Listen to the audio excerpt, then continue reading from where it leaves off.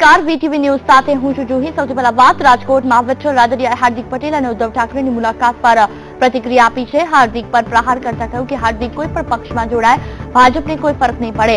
આ ઉપરાંત આગામી વિધાનસભાની ચૂંટણીમાં ભાજપને બહુમતી મળવાનો આશાવાદ વ્યક્ત કર્યો હતો। તો હાર્દિક કોઈ પણ પક્ષમાં જોડાય તેની અગાઉથી ખબર હતી તેવું પણ તેમણે કહ્યું છે। વિધાનસભાની ચૂંટણીમાં ભાજપને બહુમતી મળશે તેવું પણ વિઠ્ઠલ રાદડિયાએ કહ્યું છે। કાગવડમાં યોજાયેલ કાર્યક્રમમાં નિવેદન આપવામાં આવ્યું। બ્રેકિંગ ન્યૂઝ મળી રહ્યા છે હાલ। નરેશ પટેલના સન્માન સમારોહમાં આપી હતી હાજરી। આ વિશે વધુ વાતચીત કરવા અનિરુદ્ધ અમારી સાથે ફોન લાઈન પર જોડાયા છે। અનિરુદ્ધ, વાત કરવામાં આવે તો વિઠ્ઠલ રાદડિયાએ નિવેદન આપ્યું છે કે હાર્દિક કોઈને કોઈ પક્ષમાં ચોક્કસથી જોડાય તેની પૂરી ખાતરી હતી। શું કહેશો આ પ્રકારનું નિવેદન?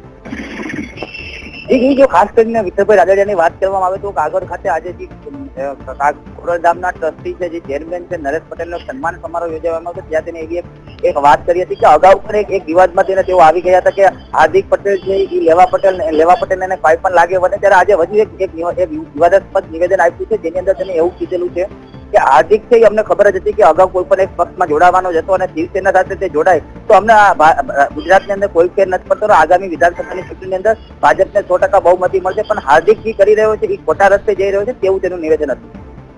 બિલકુલ, તમામ જાણકારી બદલ આભાર અનિરુદ્ધ।